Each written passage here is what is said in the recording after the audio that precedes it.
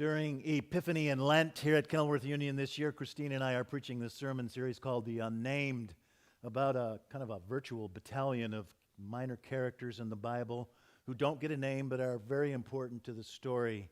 This has given Christine and me an excuse to kind of revisit the sweep of God's history with God's people from the Garden of Eden to the Garden of Resurrection, including this story kind of early in Jesus' ministry from the Gospel of Mark. Now, there was a woman who had been suffering from a flow of blood for 12 years. She had endured much under many doctors and had spent everything she had and was not getting any better. In fact, she was getting worse. She'd heard about Jesus and came up behind him in the crowd and touched his cloak. For she said, "If I but touch his cloak, I will be whole." Immediately her flow of blood stopped, and she felt in her body that she was healed of her disease. Immediately aware that power had gone forth from him, Jesus turned around in the crowd and said, "Who touched me?" And his disciples said to Jesus, "You see the crowd pressing on you. How can you say, 'Who touched me?'" Jesus looked around to see who had done it. And the woman, knowing what had happened to her, came in fear and trembling and fell down before him and told him the whole truth. And he said to her, "Daughter, your faith has made you well. Go in peace and be whole." This is the word of the Lord. Pray with me. May the words of my mouth and the meditations of our hearts be acceptable in thy sight, O Lord, our rock and our Redeemer. Amen. So, one day, fairly early in his ministry, Jesus is sitting down to begin his daily sermon when a local rabbi interrupts him and begs him to heal his very sick daughter. So Jesus immediately abandons his sermon notes, gets up, and starts charging off to do this good deed. And so there they are, Jesus and his little entourage of 12 disciples, a vast horde of adoring autograph hounds, the curious paparazzi, and a security detail of no-neck bodyguards the size of NFL linebackers trying to clear him a path to his destination. But this vast rabble is not getting very far very fast in the narrow cobblestone streets of this tiny Galilean village. In the crowd, Mark tells us, is this woman who has been suffering a hemorrhage for 12 years. We don't know exactly what that means, but it appears to be some sort of menstrual difficulty. And what we need to know about that is that this was way more than an inconvenience for her. We remember that ancient Judaism was the most fastidious of religions. They had all these rules about clean and unclean, acceptable and unacceptable, touchable and untouchable. So this woman, because of what ails her, is an outcast. She is completely alone. She's on the fringe of her community. If she was married, her husband could not make love to her. He couldn't touch her. He couldn't even be close to her. If she had children, they had to keep their distance as well. So she is completely, utterly, abjectly alone. She is the very definition of loneliness. This has been going on for 12 years. Mark tells us that she'd endured much under many doctors and had spent everything she had, but was not getting any better. In fact, she was getting worse. And then she hears about this Jesus of Nazareth, this miracle man, this wonder worker, and she says to herself, "What the hell? What have I got to lose? I'll give it a whirl." But her problem is that there is this impregnable wall of humanity standing between her and him. These vast crowds are between Jesus and this woman. So what does she do? She worms her way aggressively and rudely to the front of the crowd as if she wants to touch the stage at Madison Square Garden and be showered with Bruce's sweat at a Springsteen concert.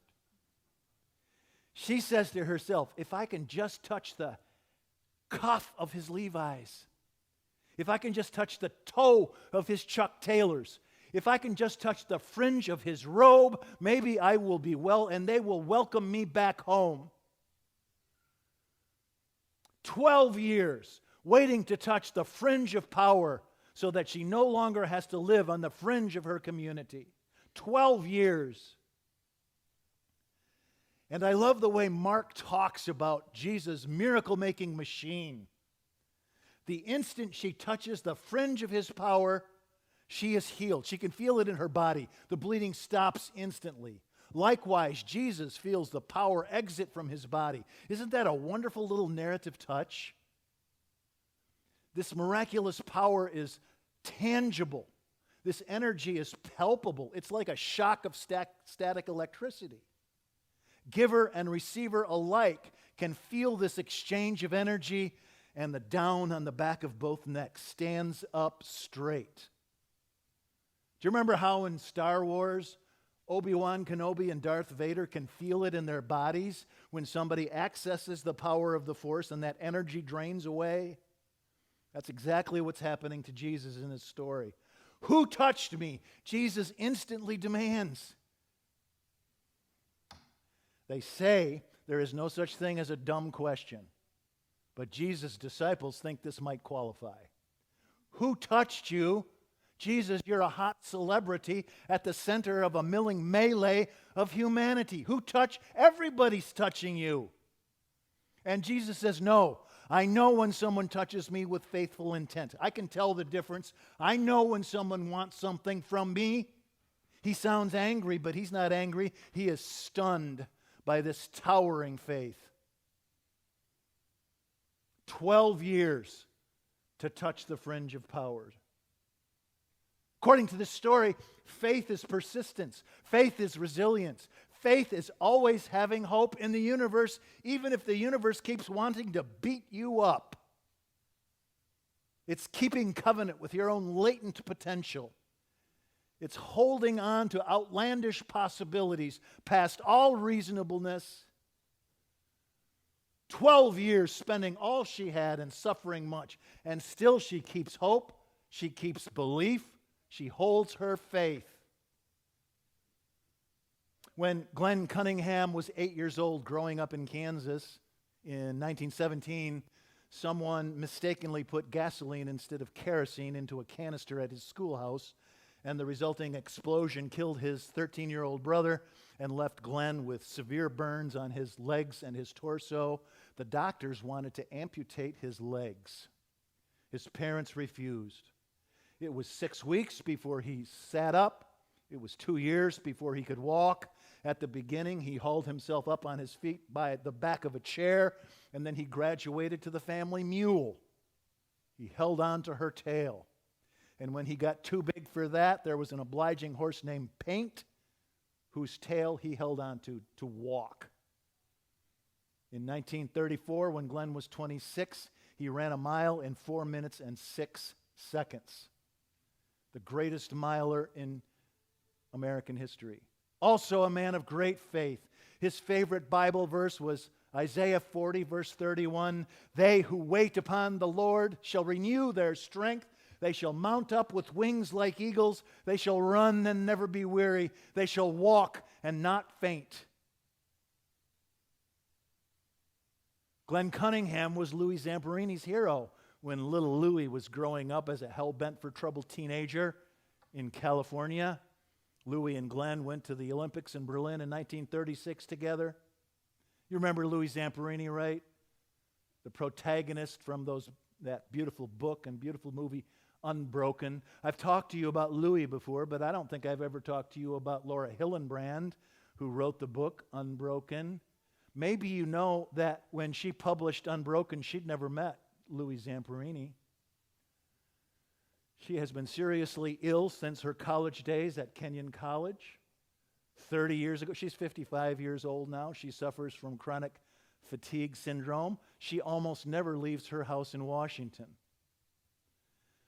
A while back, she installed a lift in her home so she could get up to the second floor. The Wall Street Journal interviewed her, and when the reporter got to her house, she said to him, I skipped my shower today so that I would have enough strength to do this interview. She never does book tours, and when she was writing Unbroken, she did hundreds and hundreds of interviews with people who knew Louis. including his Japanese captors, via telephone. She'd heard about Louis when she was doing research for her prior book called Seabiscuit, about a scrappy little horse who wins his victories against ginormous odds. So you can see why Laura Hillenbrand loves stories about persistence and resilience. She says, I'm looking for a way out. I'm not going to get one physically, so I want one intellectually. It's a beautiful thing to ride Seabiscuit in my imagination and to stand next to Louis when he breaks the 1-mile record for the NCAA. It's my way of living vicariously. So you see what happens when you keep covenant with a universe which keeps wanting to beat you up. Someone here has been suffering from ill health for 12 years, and she's endured much under many doctors and spent everything she had. Someone here has been stumbling around with a broken heart for 12 years, ever since he lost the love of his life. Someone here lost his job 12 years ago and has been filling out one bootless job application after another, and still his towering gifts are unused. Someone here has been fighting a fierce battle for 12 years against the noonday demon of depression. He can barely haul himself out of bed every morning. Still, you keep faith with the universe because he might just have a miracle waiting for you. Can you see him, this intense Galilean, sprinting across the countryside, hell-bent for Jerusalem, where he will surely die, but then rise again? If you can just touch the fringe of his power, if you can just brush the hem of his robe. Oh, by the way, Mark never gives this woman a name in the story. She's just one among a battalion of important but unnamed characters in the Bible, and the early church thought this was so wrong, so they started calling her Veronica. And at the end of Jesus' story, when he is carrying his own cross to Golgotha, down the Via Dolorosa in Jerusalem, and he stumbles to his knees and hits the cobblestone pavement, Veronica rushes out of the street-side crowd and hands him her veil so that he can wipe away the blood and sweat from his face. And when Jesus hands Veronica back the veil, it is imprinted with the imperishable image of his very own face. And so Veronica has become the patron saint of photographers and filmmakers.